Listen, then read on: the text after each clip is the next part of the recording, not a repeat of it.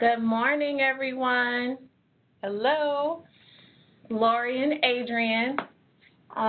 We're looking at the logins, and it seems to be slowing down, so we're going to go ahead and get started. So first of all, we just wanted to say good morning, and thank you so much for joining our talk. Before we kick everything off, we want to say a special thank you to Usability Sciences, a full-service user research firm based in Dallas, Texas, for allowing us to use their resources this morning to host this webinar. I am Adrienne Guillory, and this is Lorie Whitaker. Hello. She'll introduce herself here in just a second. We will be your presenters for the next hour. Lorie, you want to tell them about yourself? Sure. Hi, guys. I've been in UX research for a little over 12 years. Before that, I was a teacher, and I am currently working at GitLab. We're an all-remote company, and I'm one of their senior UX researchers there. And I'm also a co-founder of a Dallas group called UX Research and Strategy. And as part of that group, I'm here to present to you guys about conference proposals. In a past life, I ran the UXPA conference in 2016, and I had been involved with that conference organization for 8 years before that. So I know a little bit about this. Adrienne? Perfect.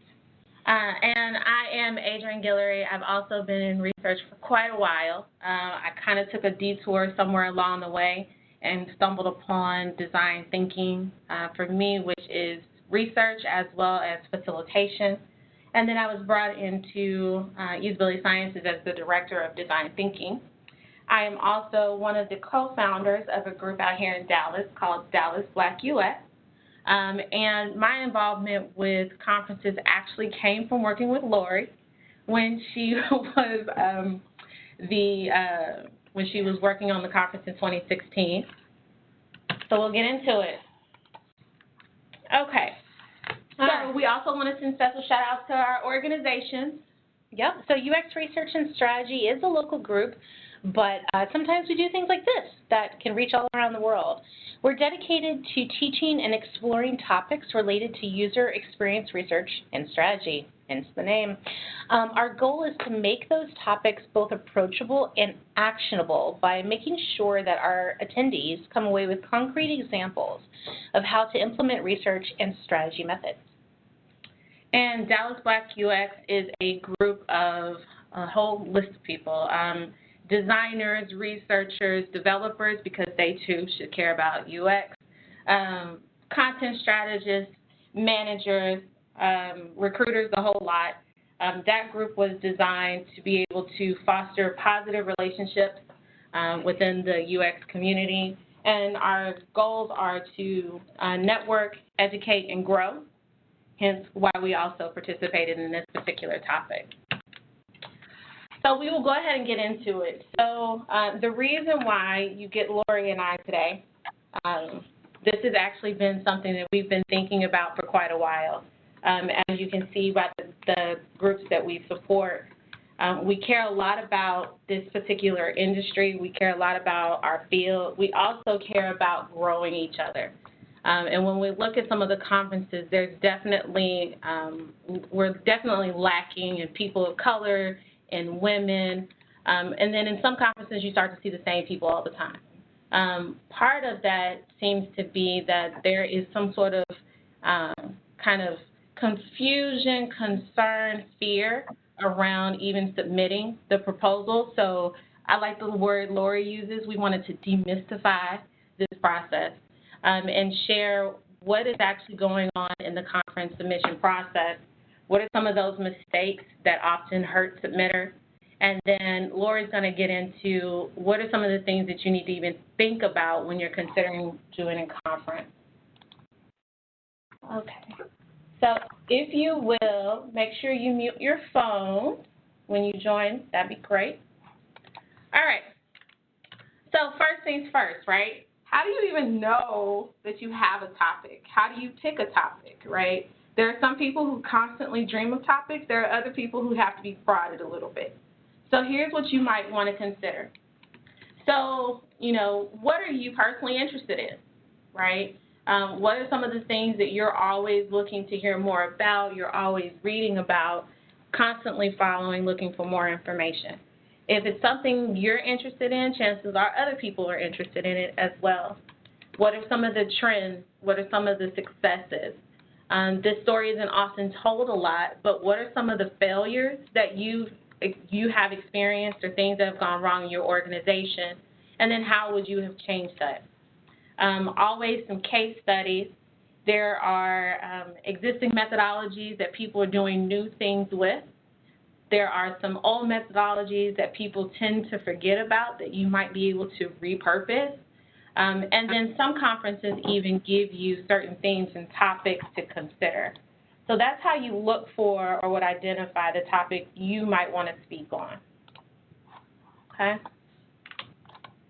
And if you guys have any questions at any point, feel free to put it in the chat window.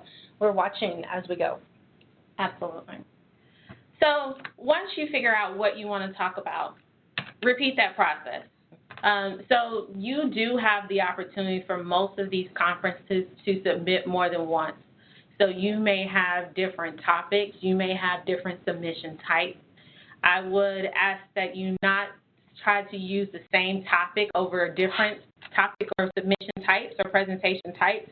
So we don't want to see the same topic as a panel, as an individual, as a workshop. You might not want to do that, but if you have a bunch of different ideas that you're considering, go ahead and submit because you don't know which of those is going to stick. So just kind of continue that process. So then you want to think about what is the right presentation type for me, okay? So here's some things that you might want to think about. Okay, so let's be real honest. Are you comfortable speaking by yourself? Okay, I remember from my first conference, I was part of a panel, right, because I didn't know if I could carry the whole thing myself. Probably a very good idea for me. Have you previously spoken at a conference or a meetup? You might also want to think, would this story, would this presentation be better if the other counterpart was there to tell it? So for that, I would use the example if you're talking about a case study. If you have a client that you did work for, you want to have your perspective as well as your client's perspective. So maybe you want to invite your client to co-present with you, okay?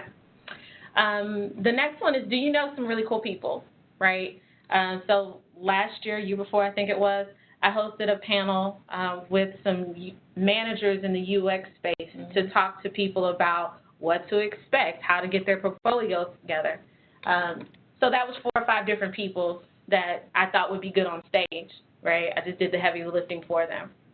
The next one, hey, do you have your work friend? Do you have a bestie that you want to go to the conference? Hey, maybe we team up and we do this thing together. And then there are always the people who don't really want to talk at all, right? They want to present, but they really don't want to speak much. And there are opportunities for all of those. So there are several different submission types. We'll cover these today. So you have just the individual presenter. You have the co-presenters like Lorie and I today. You have the panels. There are workshops and there are posters. So for that individual presentation, thinking about all the different types of UX conferences out there, this could be anywhere from 20 to about 50 minutes, okay? We say that because you want to have time to give your presentation, and then you want to leave time for questions if it's something that's supposed to be interactive, okay? Some things to consider here is most conferences are going to give you at least a discount on your conference fees. Sometimes people pay for the entire thing, but Lorie will get into all of those. If you co-present with someone, same thing, still maybe 20 to 50 minutes. The things to look out for here is that co-presenter may not get any discounts on any of it. Same thing with your panels. For your panels, you want to have 3 to 5 panelists and a moderator. Okay, so that's 4 to 6 people. If you're looking at a workshop, it could be anything from a half day to a full day session. There is a lot of work, pre-work that goes into that. So I've seen people make handouts. I've seen people write books. I've seen people come up with tests. I've seen people do a whole lot of things for those workshops. So pretty much sky's the limit if there. Let's see. Oh, you know what? Hold on. I found a typo. We are fixing. Usually compensated. Yeah, there we go. In case people are like, what? The good thing about a workshop is you usually are compensated because you're doing all of that work that goes into it, okay? And then there's a poster, which is basically a visual representation of your talk. For some of these conferences, they don't necessarily speak at all. For some conferences, you may have to get up and do a 2 to 5, maybe a 5 to 10 minute talk on the argument, the purpose of the poster, the work that went into it, if it was a case study. Okay? So now we want to think through, what are your judges looking for? Okay, and if we can be as honest as we are, this is what we do, you want to make sure that it's clear, concise, and marketable. So when you think about a conference, at the end of the day, the goal is to get as many people there as possible, right, and to sell tickets. So when they're looking for submissions, they want to have talks that are going to bring people in, okay? So you want to make sure that it is, your thesis and your position are very clear. There is nothing worse than reading a submission. You just don't know, like, which side of the fence of this thing are you on, right? If you couldn't explain it to us in a submission, then I doubt you'll be able to pull it off in a presentation. You want to demonstrate your expertise without name dropping. So we're going to get into the process here in just a little bit, but I've seen several submissions come through, and they, you know, such and such at Amazing Company 1 and Amazing Company 3.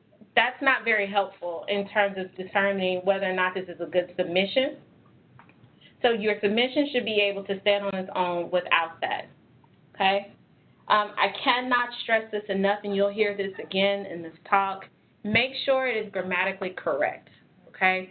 A lot of these presentations or submissions never make it to a presentation because the work, the submission itself is more or less sloppy. Typos, misspelled words, the entire thing. You want to make sure that if you're going to submit that it's print-worthy, okay? Again, you want to make sure that your topic will bring in a crowd and be specific to the audience type of that particular conference, okay? And then, more importantly, you want to make sure that your talk is going to support the mission or the perception of that conference. So there are some conferences that are seen as strictly academic. There are some conferences that are seen as more practitioner level, and you want to make sure that your talk is geared in those directions. Okay, so when you think about the proposal itself, what goes into it, the successful proposals, and I say successful being the ones that actually make it to presentations, have these things in common. So they have a Twitter-friendly title, okay? Doesn't sound like a whole lot, but if you think about some of the conferences you've attended, everything is digital. They're doing a whole lot of marketing ahead of time. They want to have these snippets readily available to them. Of course, marketable to an audience. We want to see fresh, new ideas, okay? So, you know, you can only talk about the structures of usability testing for so long, right?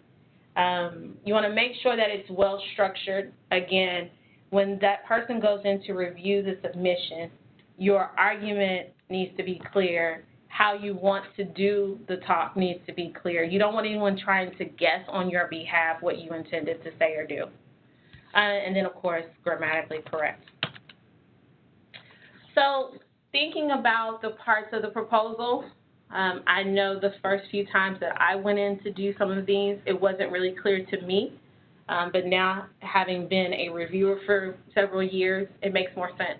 So this is what I would say. So that Twitter description needs to be, why should anyone come see you in less than 280 characters, right? So a lot of us as practitioners aren't used to ringing our own, sounding our own horn whatever that is. But you have to get better. You have to get comfortable doing that, okay?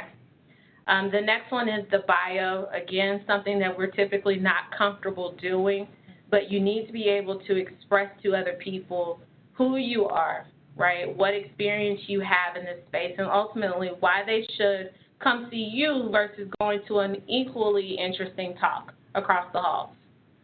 The next one is your short description. What is your talk about? So if you think about how conferences are set up, this is typically that presenter page that you would have. Tells people what the talk is about, why they should come see it. These are things that are printed typically. And then the long description. So what's funny with the long description is I did this, and I see other people do this when they write as well. They basically just copy and paste the short one. They copy and paste it and not realizing the purpose of that long description. So the long description is actually intended for the judges or the reviewers, okay? What they want to see is what is your thesis, what is your position, and then how are you going to present this information, okay? I say it that way because I know when the first time I wrote one, I was hesitant to put in how I wanted to talk about it because I was like, somebody's going to rip off my idea, okay? Nobody's going to rip off your idea, but the reviewers want to feel like they know what to expect from that talk, okay? So this could be some that I've seen have been an outline. Some people have done some sort of an illustration, like a storyboard. This is what this will look like. The more complicated your talk or your workshop is, the more details you'll probably need, but that is the purpose of that long description box. Okay? So let's think about what happens when you click submit, okay?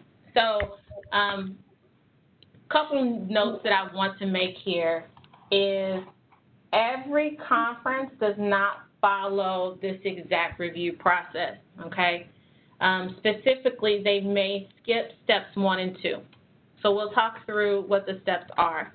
That doesn't necessarily make that conference bad, but you might want to know what their review process is when you submit, okay? So the first step is usually to sanitize those proposals. And what they do is they literally go through those, and we have to remove any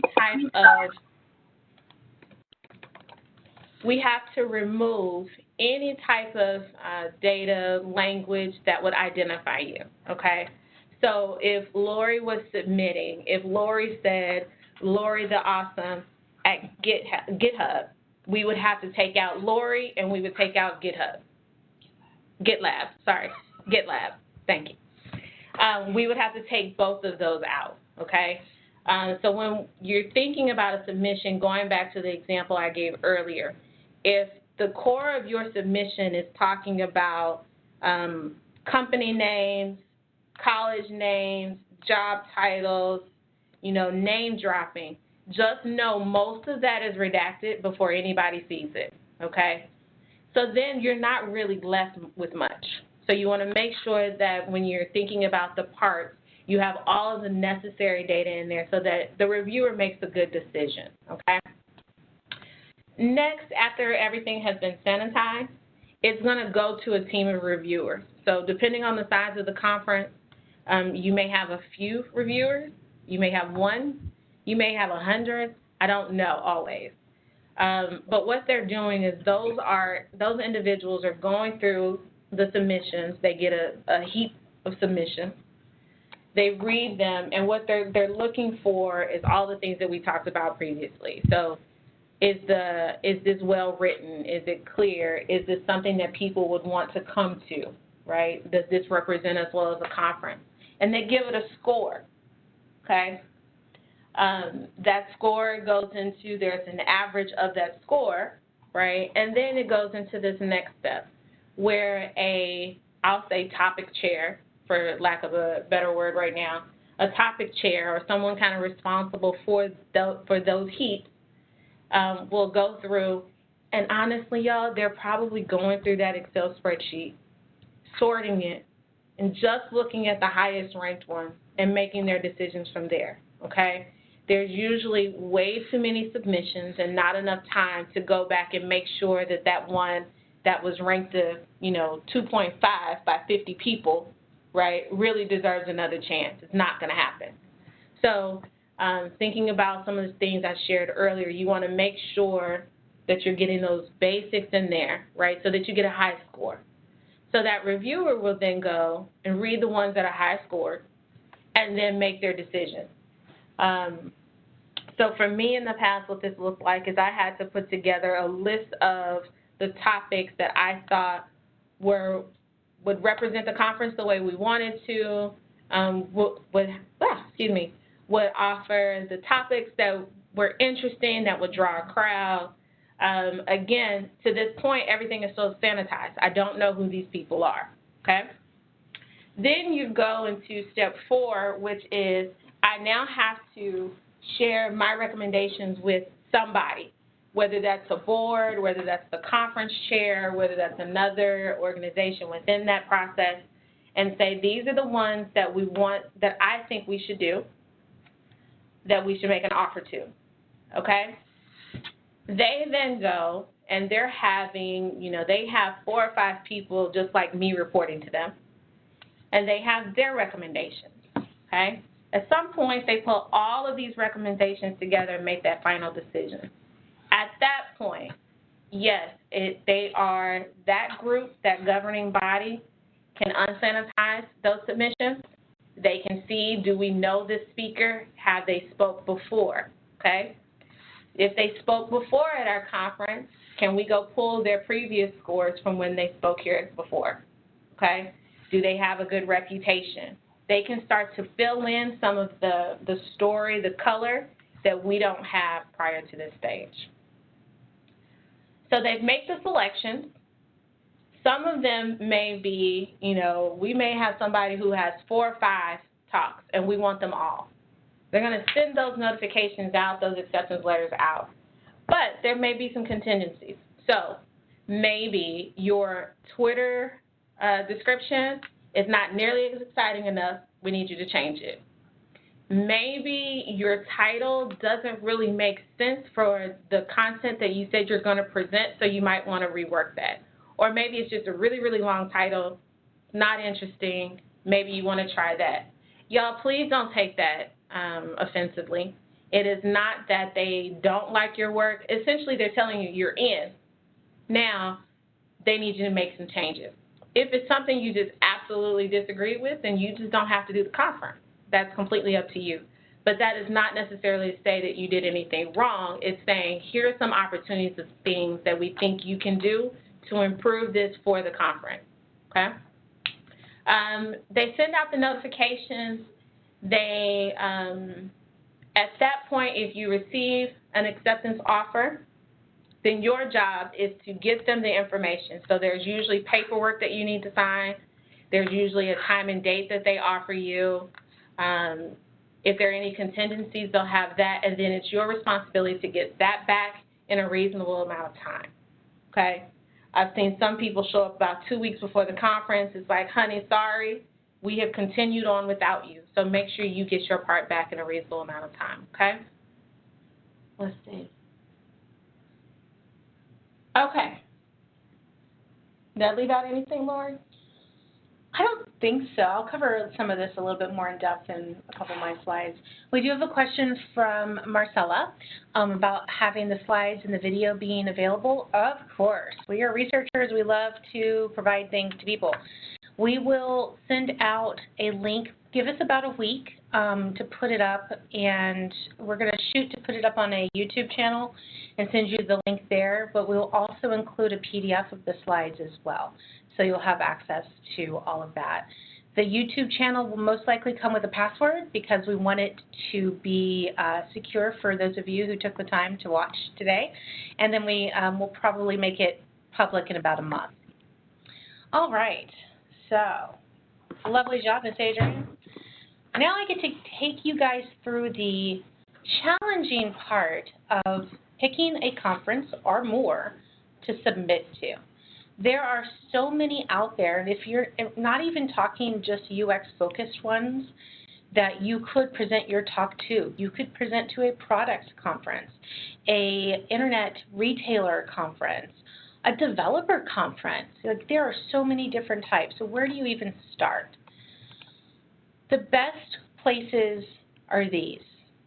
Go and see what journals there are out there. These can be very specific journals, or they can be very broad. UXPA has a wonderful journal, and there are many other ones out there.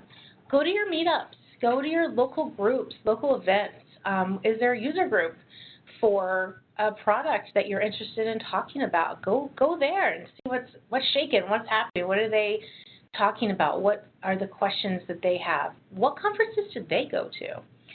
Look at social media channels, but don't just look at the cat videos. You need to, I know they're cute, I know. You need to be very specific about your use of social media in this context. Look for those hashtags, UX research, UX design, UX conference hashtag. Look for the people who you know are bigger in the industry and follow them. Where are they going? Where are they speaking at? So you have to be a little bit more focused when you use the social media channels. Blogs and podcasts. Gosh, I'll tell you, I don't even have time for podcasts of this kind right now. But there are a number of them out there. They will start talking about conferences, especially if they're going to talk at one or they have an interviewee who's talking at one or have talked. So you can learn about those conferences through them.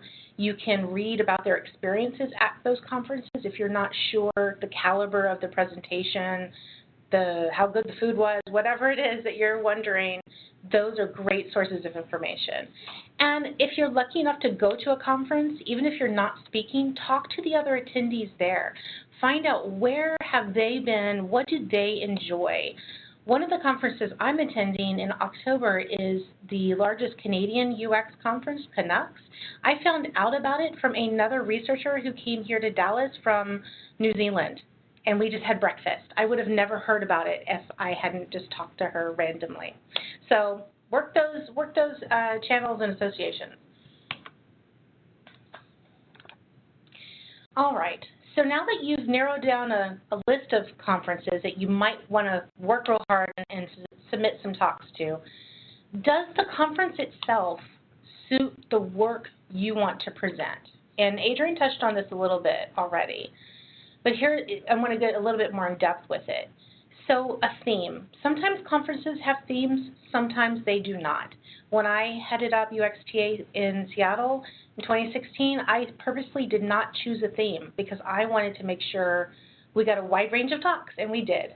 Sometimes there's a theme and they really would like to stick with something that pertains to the theme. Sometimes if you write your proposal and it talks about the theme, you get a better chance of getting in because they want to have things that deal with their theme. Look at the past year's programs. The Wayback Machine is a great tool once you figure out what their URL is to go back decade. You can go back 10 years and see what were those websites and what were the proposals that they put on there, who was speaking, what was the vibe like. Do the different presentation types fit your style and topic? So Adrienne went over this just a little bit earlier, but it's all about how comfortable you feel expressing the topic that you have to tell people about. Sometimes it's a poster, and I didn't even know what a poster was before I started helping out with the conference. A poster is basically a 2x3 laminated sometimes, but it's a 2x3 poster that the presenter gets printed somewhere and brings with them. And sometimes it's mounted on foam core, sometimes it's not. And you stand there at a certain time during the conference and present, ask questions. You're kind of like a docent to your poster. As people come around, they'll read about your method and read about what you've learned, and they might ask you questions. So that's your role with the posters. And you might have a topic that needs a diversity of thought. That's where panels come in. Don't just get 5 of your best friends or 5 people who think the same way. I agree. Yeah, exactly. You want people who have differing thought processes, differing opinions on that same topic, because you want to get a good discussion going. And I have seen panel presentations where because you actually have to explain what each person on the panel, their position on the topic. I have seen panel submissions where everybody is agreeing on the topic. That's never going to get picked. They want diversity of thought there. You should too. Workshops, like Adrienne said, are a lot of work, and you really need to understand if you're going to get paid for that workshop. Sometimes you do and sometimes you don't. It depends on the conference organizers. Sometimes you get paid on the number of heads in the room. Sometimes you get a flat fee for all of your work. Sometimes you have to bring all the printouts. Sometimes they'll supply it. You just have to really think about how you want to work all of those issues with workshops. And again, does your topic fit into any one of these? It might fit all of them. Which one would be the best one for that topic? Think about conference size. It's not just how many people are at a conference, but it's also about the scope of it. I have been to conferences where the scope's been very, very specific, and it wasn't what I needed. And so that kind of wasted my time as an attendee. I wish I had known that there was no real way I could have found out, maybe asking a prior attendee. But for some people, a smaller, more focused conference is exactly what they want. They want to find those people and hone in on them and talk about whatever that small niche topic is. But for others, a broad one like South by Southwest is more energizing and engaging for them. They can pull from a wide diversity of people, of thought, of audience, and it just really, really gets them going. That's what they're looking for. And this is very personal to you. But whatever you do, make sure you pick a conference that's the one that's most relevant to your topic and will provide the highest level of impact of your topic to the field. This, I feel, gets overlooked by submitters a lot. People go, ooh, your conference is in Amsterdam, I want to go. Mm-hmm. But they don't really think about how impactful is your topic to this audience and to this field, to the focus of that conference.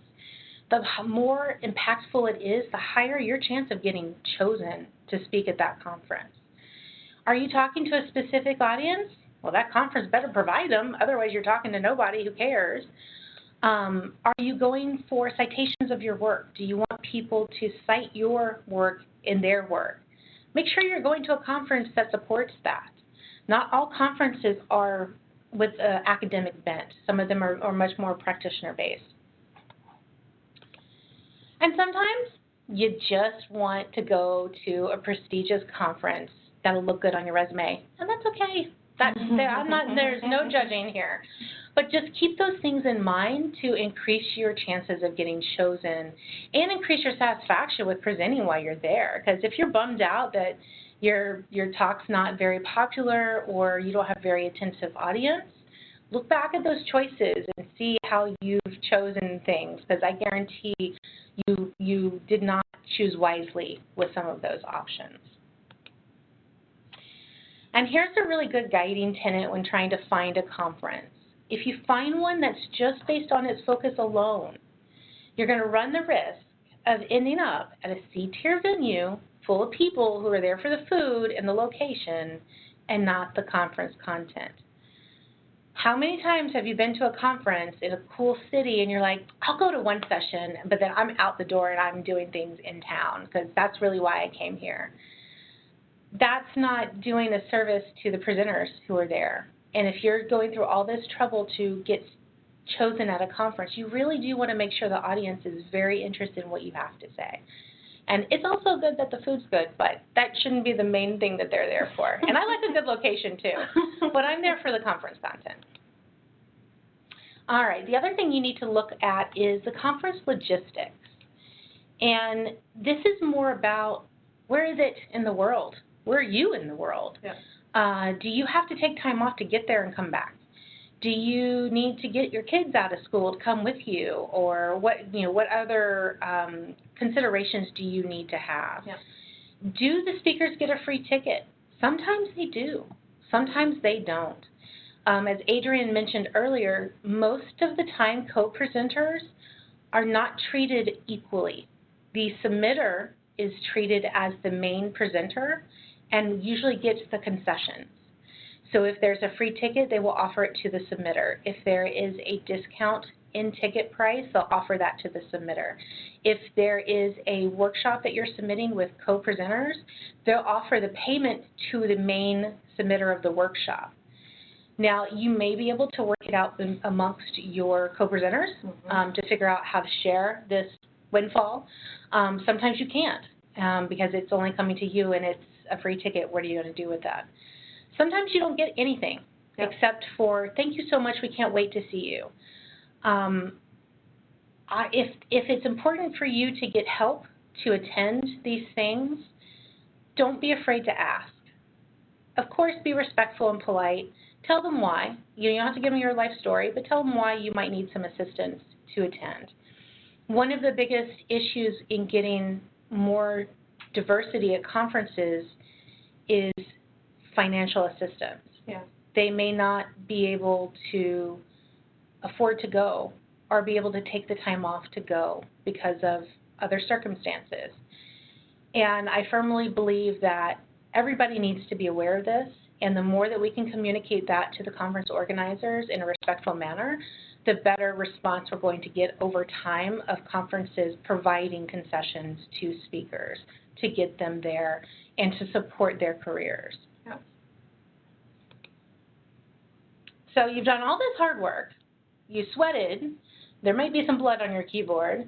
You submitted everything, and now you've got the email. You've been chosen. And suddenly it's the birds have sang and it's wonderful, and then you sit there and you go, oh no. Now I have to write it. Now I actually have to do something. Yeah. So now the panic sets in. But don't worry. You've got this. You've got plenty of time to practice and refine your message. You will get this notice way ahead of time. And remember, they chose you because they felt their attendees would benefit from your topic. So where should you start in this road to presentation? So like Adrienne mentioned earlier, you should have received a confirmation from the organizers to tell you that you've been chosen. Please read it. It is amazing the amount of people who don't. Make sure it has the information you need to know, like tickets. Do you get anything free? Do you get any concessions at all? What are the dates you need to abide by? Write those on your calendar, please. Are there any permissions you need to grant the organizers? Often when I've run conferences, our speaker's acceptance letter asks for permission to videotape you or record videotape, so old. Record you, take photos of you, and also grab a copy of your presentation. Now, if you deny that, it does not mean that you can't speak. It just is informing the organizers so they can plan around that if that's something that you can't allow. Some people don't allow it. Government workers, it's very hard to get them. It's like they're ghosts. You can't get them on film at all. And then some legal issues at people's work don't allow them to share their presentations in a digital form. So I totally get it. Please make the conference organizers aware of it. And please sign and give it back to the person by the date that they tell you to give it back to them. As Adrienne said, there are always people who either for whatever reason let that date, just wave at it as it goes by, and then come back 2 weeks before the conference is ready and think that they're speaking. No, unless you have signed and returned that form by the date that they've told you through the process they have told you to use, you are not speaking at this conference. They've invited you, but you have not accepted their invitation and you will not be on the program. So make sure that you do follow their process. So now it's time to dive into creation. We're not going to go too deep with this today, but I wanted to give you a little bit of flavor of what you should start with. So presentation slides. You don't have to have anything. You can do like one of those TED Talks with no slides. Mm-hmm. But most of the time, your audience is coming, just like today, they want a copy of your presentation for their notes and their records later. Especially if it's a conference that doesn't have papers along with it, they really do want your presentation. So think about, what do you want your audience to come away with? What is that salient idea that you want them to walk out of that room mumbling under their breath all day long? Start with the problem and build it into something exciting, compelling, and emotional. As any researcher on the call will know, emotions will make things stick, for better or for worse. So you really want to build in some emotion into your presentation. Are you going to go less detail or more detail? That's up to you. It's up to your topic. Make sure whatever you put in your deck, it helps you get your topic across to your attendees. Please use big fonts. I'm old and I can't see very well. And if I'm sitting in the back of the room and you've got like Arial light font on a really, even if it's black on white, it's going to be hard for me to see it if it's only 32 point in the back of a room. Make sure you use clear, good quality photos, and please put references to them if appropriate. If it's not fair use, just put a reference to that person who took that photo. Common courtesy. Good rule of thumb, if you don't feel good about your presentation, then there's something not right with it. Keep tweaking it. I did it with this. I ran through my whole presentation, and I kept getting tongue-tied on a couple of places. I fixed them because I knew there was something wrong with it. Mm-hmm. So don't be afraid to practice. And as anybody who's ever presented at any point, even at a meeting or in front of their children at home, knows, practice really does make perfect. Or at least it stomps down those nervous jitters into a pile of mush. Yep. Learn your opening by heart. Hello, ladies and gentlemen. Welcome to my talk about whatever. Learn the closing by heart. Thank you so much for coming to my talk today. I really hope that you learned this. Learn the middle part, just enough so you know most of it. So you don't have to commit it to memory. You're not giving a keynote, or maybe you are. If you are, you might want to commit that to memory.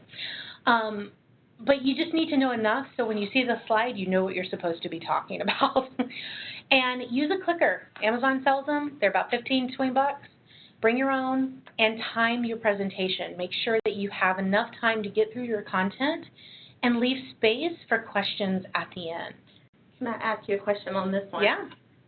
Lorie, where can they practice? So yes. If they have said yes to the conference, can they now do this presentation at a meetup, a local meetup, beforehand? I would check with your conference organizers on their policy of presenting the topic prior to the conference. I believe when I chaired UXPA, we had a moratorium on presentations of the topics for about 2 or 3 months, just because we wanted to be fresh for our attendees. So keep that in mind. I would just reach out to them. You're not necessarily breaking a rule. They may not kick you out, but you want to be respectful of their processes. So if you can't present at a local meetup, you could present to your coworkers. Mm-hmm. They're here. They're trapped in the same office building you're trapped in. You could present to your family. You could present to your friends. You can find somebody to sit down to listen to you for 30, 40 minutes, buy them some beer and pizza, and get some feedback on your talk. If there isn't a moratorium on the presentation time, yeah, find a local meetup. We've got a couple here in town who are always open for people to come in and practice their talks. And it's a great way of getting feedback from your intended audience, because you're going to go to that meetup that has to do with your topic, right? And you can get feedback from your intended audience, as well as get some of those first-time jitters, mm-hmm. like shake them out, get them out, look at them, put them under the sun, shake them out, and you'll learn that it's not so bad mm-hmm. up there talking. And most of the meetups that I would have to say that I've been to are very kind mm-hmm. To new speakers and to new topics as well. So nerves. So the day of, you're at the conference. You've traveled, you've packed, you've unpacked, you've got your computers all charged up, you're ready to go. Show up to the room early. If you're not talking on the first day and you can get into the conference, so say you got a ticket, go to that room, scope it out. Attend to talk in that room. See how the acoustics are. See if you've got a microphone, if you need a microphone. If you can show up early on that day to the room, if there's an AV person, talk with them.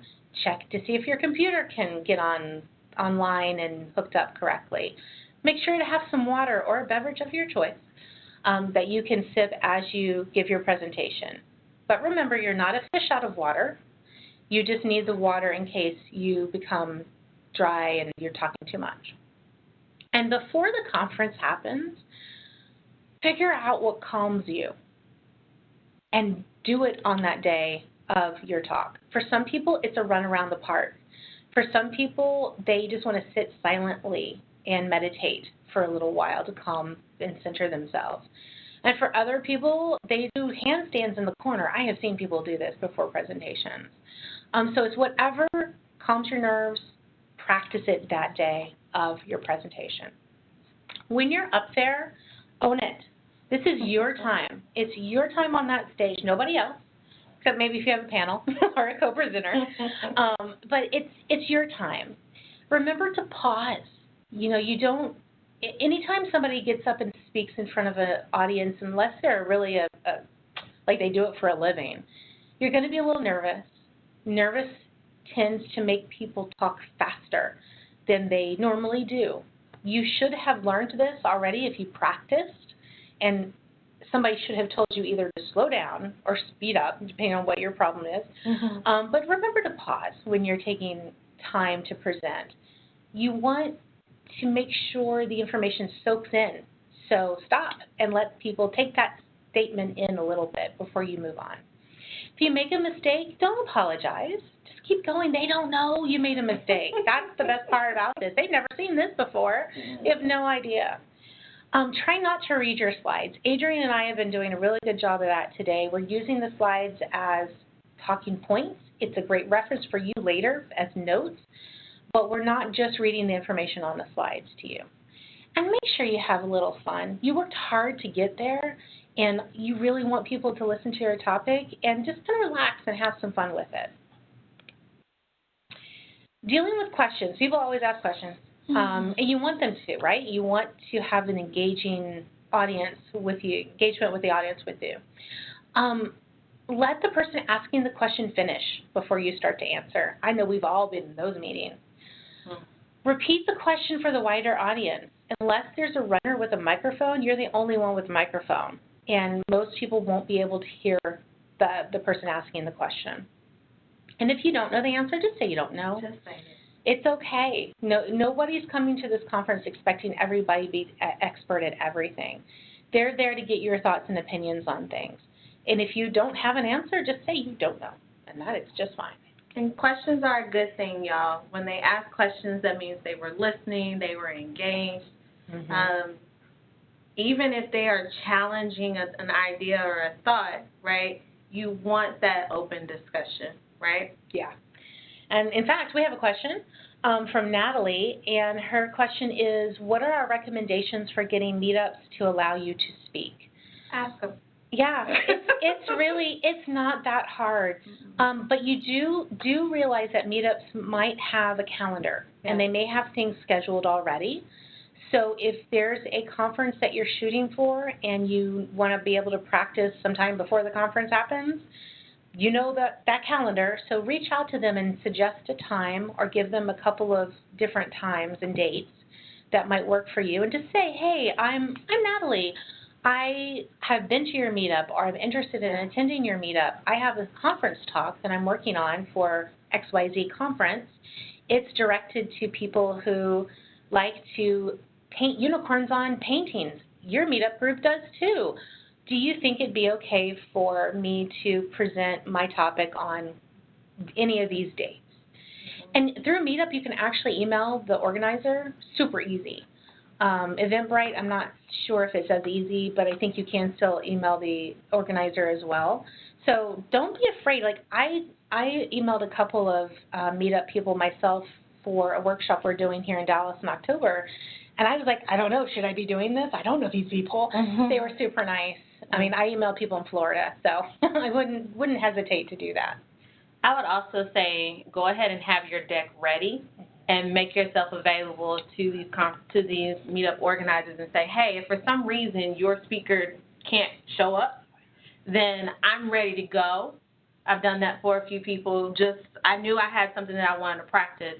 So if someone cancels for whatever reason, then you can kind of step up. I would also hope that, it's kind of selfish in nature anyway, but that you're kind of already a member of those organizations so you know the people or have some sort of relationship with some of the people in the group.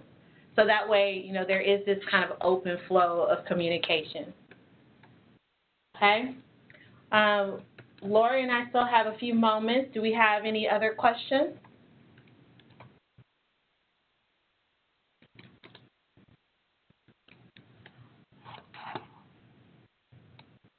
Y'all there? Maybe we did such a good job. I don't know. Well, if you guys, as you work through your conference proposals, I know Adrienne and I will both be very happy to take a look at them and to give you some pointers on them. Like I said, I started out reviewing proposals because I was curious as to what the heck was going on with this. Like, how did people get to talk at conferences? I don't know. Yeah. And I volunteered. So that's another path into this. You can volunteer to a conference and say, I'm interested in reviewing proposals. Can you add me to your list? Yeah. And they will. They will gladly give you your own heap to review. Yes. There's a question. How many hours do you typically spend writing your pitch? Oh, that one's, I don't know. It depends on kind of how passionate I am and where it came from. But I would say easily, I don't even know how to answer the question. I would say a couple of hours at least a day leading up to it. But again, so I think about, this presentation, Lorie and I put it together in a few days, right? Yeah, I think I spent about 5 hours on my part. Yeah. And a planning meeting. Yeah. Okay. Yeah, plus planning, yeah. For a talk I did at the UXPA on diversity, I probably took about a month or so to write that. Off and on, just because of the nature of the conversation. So it really is kind of up to you in terms of I guess it's the proposal itself. The proposal itself is probably a couple of hours.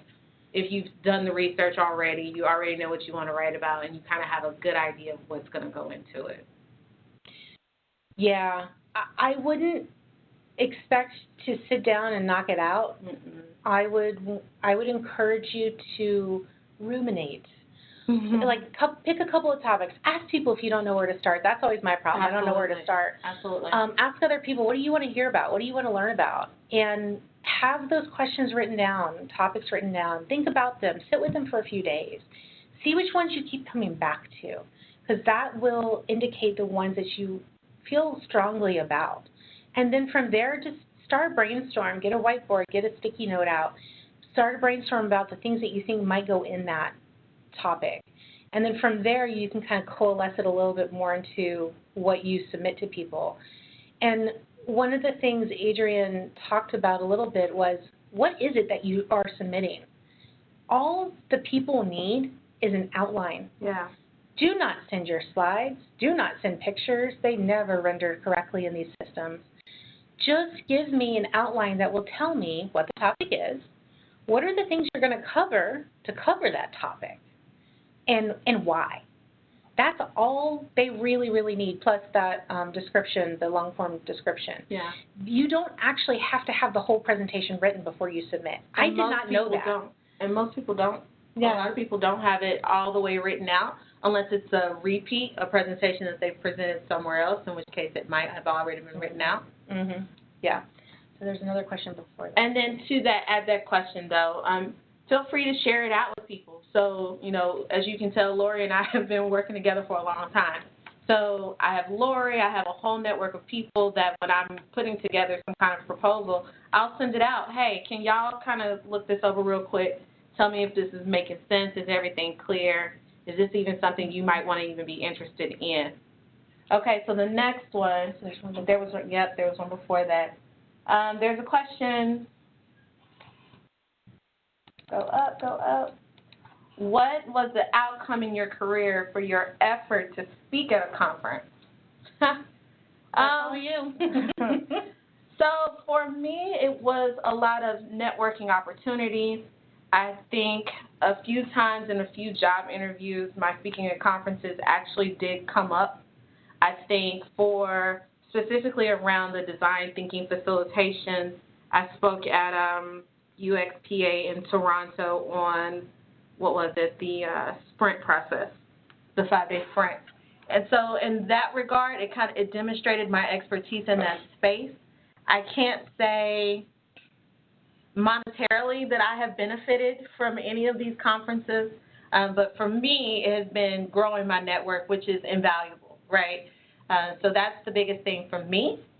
I don't know. I guess people get quite the following when they go to some of these conferences. Yeah, I think it's up to you how you want to work it.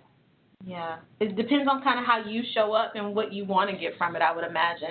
Being an active speaker or a contributor in another way at a conference really does speak to your professionalism and your drive to contribute to the area that you work in. Next question. What made you feel comfortable enough to submit a proposal? Were there any imposter syndrome concerns? I think for me, I'm like Lorie. I started off as a reviewer. So prior to that, I probably would have suffered from imposter syndrome. Do I know enough? But once you see what other people write and kind of their thought process, you start feeling a little bit better about yourself. Like, oh, okay, yeah, I can do that too. I also had the benefit of, like I said, my first few conferences, I didn't do it by myself. It was me and one other person, or I considered myself the moderator of this group of panelists, so I didn't feel the pressure was on me per se. But the moderator makes or breaks a panel, Adrienne. I didn't think of it that way. I feel like I'm behind the scenes, but I'm not. But it was that. So it was one, seeing kind of some of these other proposals that people were writing. It was talking to other people who had more experience than myself and working with them and seeing how they wrote proposals. And then lastly, making sure that when I write proposals, there was a time where I didn't write anything and send it without sharing it out. But I kind of built up that skill set. So it's seeing it and practicing it. That will make you more comfortable doing it. I mean, even if you get a no your first couple of times, you will have done that practice. Okay, let's see. We are at the top of the hour. Mm-hmm. And that's a good point just to wrap up with. If you get a no, if they say no thanks, and they don't provide you reasons or feedback, ask them. As part of the review process, people provide feedback as to why they gave the score they did in the system, whatever system they use, even if it's an Excel spreadsheet. You are entitled to get that information from the organizer, so please ask for it. All right. Well, we are at the top of the hour. Thank you all so much for joining us today. As Lorie mentioned earlier, we will package this up so that we can share it out. If you have any questions, feel free to reach out to us via LinkedIn or email. Yes, please Thank you, Lorie Whitaker. Well, thank you, Adrienne Guillory. We had so much fun. We hope you did too. Come back for another one. Keep your eyes and ears out. We will most likely be doing more. All right. Thanks, everybody.